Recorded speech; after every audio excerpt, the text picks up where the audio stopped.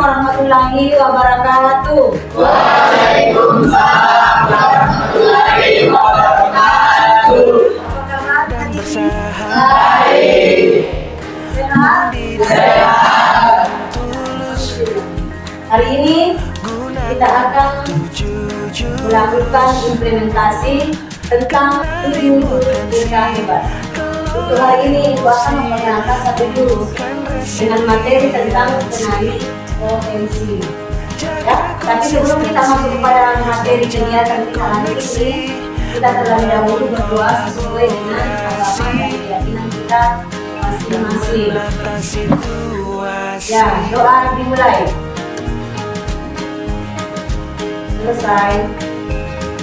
Oke, silakan berdiri anak-anak sekalian supaya kita lebih semangat hari ini menerima materi. Kita jadi dulu untuk speaking.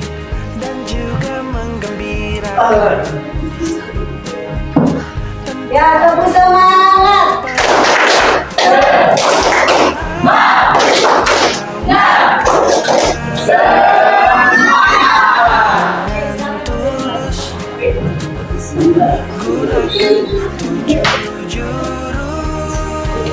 Jadi hari ini Ibu akan memperkenalkan tentang materi kenali potensi. Mungkin ada yang tahu apa itu potensi? Silakan. Potensi adalah suatu untuk mengembangkan mata dan jadi potensi itu merupakan salah satu cara kita untuk mengenali apa bakat dan minat kita. Jadi sebelum kita masuk pada materinya, Ibu akan membagikan nanti link terkait dengan asesmen gaya belajar dan kecerdasan ilmu. Jadi Ibu sudah share linknya di grup. Silakan kalian buka. Ini. Jadi tes kita hari ini tentang asesmen gaya belajar. Yang pertama yang kita lakukan, semua bawa HP. Silakan bawa HP. Ibu sudah share di grup tentang link gaya belajar. Jadi bisa juga kita masuk di https /aku pintar /MPTS gaya belajar. Silakan Ibu kasih waktu dan waktu 5 menit kalian kerja.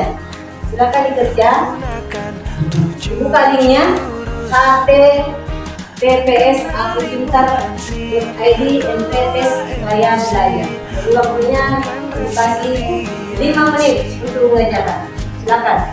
Jadi kalau sudah terbuka, kalian tinggal scroll, klik berikutnya. Di situ ada pernyataan yang kalian bisa kerjakan sesuai dengan kondisi anak-anak sekalian. Jadi betul-betul dikerja dengan jujur supaya kalian bisa lihat apa hasil dari gaya belajar yang kalian miliki.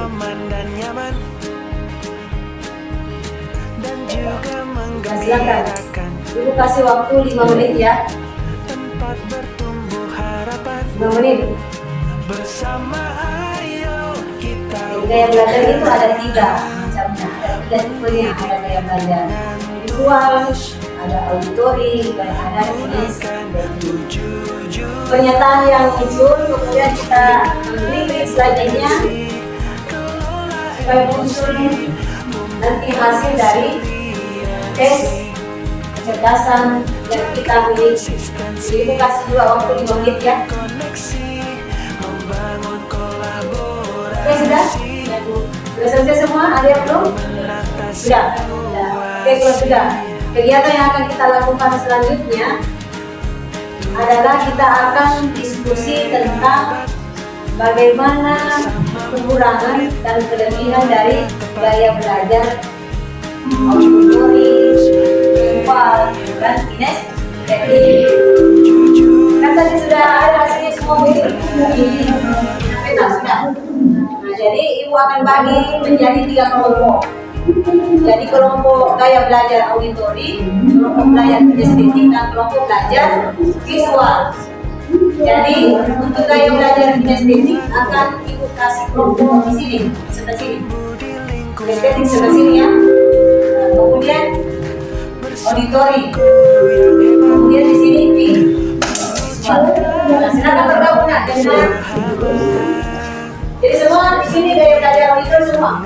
Di sini audio, di sini visual. Oke. Jadi tugas kalian sekarang adalah kalian diskusikan apa kelebihan dan apa kekurangan dari gaya belajar masing-masing. Contoh, kinestetik, kira-kira apa kelemahannya, apa kelebihannya. Ini juga dengan gaya belajar audio dengan visual. Jadi aku kasih waktu 5 menit untuk diskusi. Kemudian hasil diskusinya dicatat. Nanti salah satu dari anggota kelompok akan mempresentasikan hasil dari diskusi kalian. Sudah selesai? Sudah? Oke.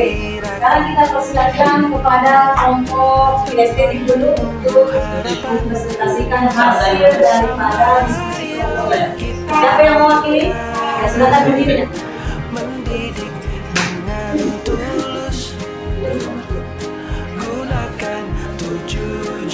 Assalamualaikum warahmatullahi wabarakatuh. Waalaikumsalam warahmatullahi wabarakatuh. Jadi saya akan membacakan kelebihan dan kekurangan gaya belajar kinestetik.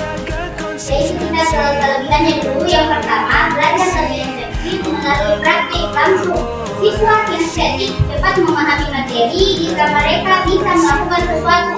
Oke, saya persilakan kepada kelompok visual untuk mempresentasikan hasil diskusi kelompoknya. Assalamualaikum warahmatullahi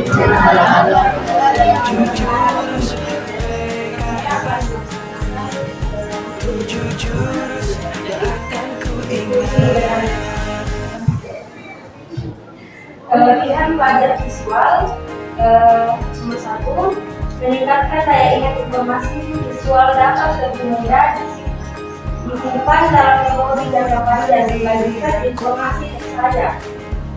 Jadi oke, kita lanjut ke kelompok auditori. Silakan yang mau mempresentasikan hasil kelompoknya. Kelebihan auditori adalah 1, ketahanan penjelasan tulisan bagus buat kelas atau presentasi. Oke, tepuk tangan untuk semua anggota kelompok.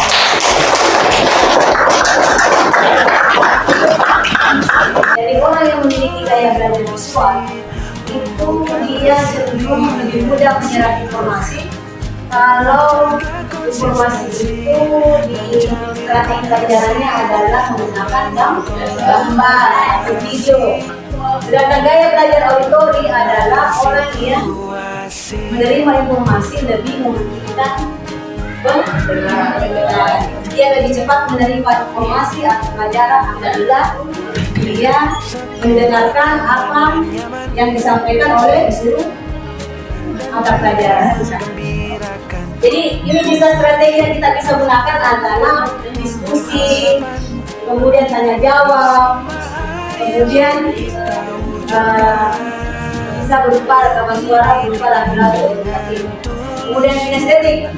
Kinestetik itu orang yang memiliki gaya belajar kinestetik lebih cenderung cepat menerima informasi apabila langsung dipraktekkan.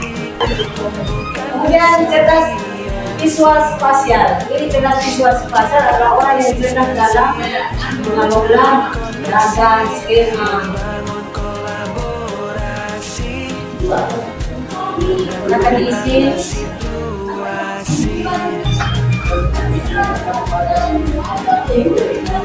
Jadi ibu kasih waktu 5 menit. Ada selesai. Silakan berjalan. Baik, saya yaitu adalah cerdas naturalis, cerdas proporsional. Sedangkan gaya belajar saya adalah kinestetik. Menurut saya pribadi, para kuliah yang bisa direkomendasi adalah BPU, Fakultas, BPR, dan Silat. Tepuk tangan untuk Nurjana. Gimana tadi sudah diisi semua? Oke, dalam keadaan dengan berakhirnya kita mengisi LKPD, saya kira hari ini materi tentang kenali potensi saya kira cukup. Dan terima kasih atas kebersamaan kita hari ini. Mudah-mudahan apa yang kita lakukan pada hari ini bisa memperoleh manfaat untuk kita semua. Wabillahi taufiq wal hidayah. Assalamualaikum warahmatullahi wabarakatuh.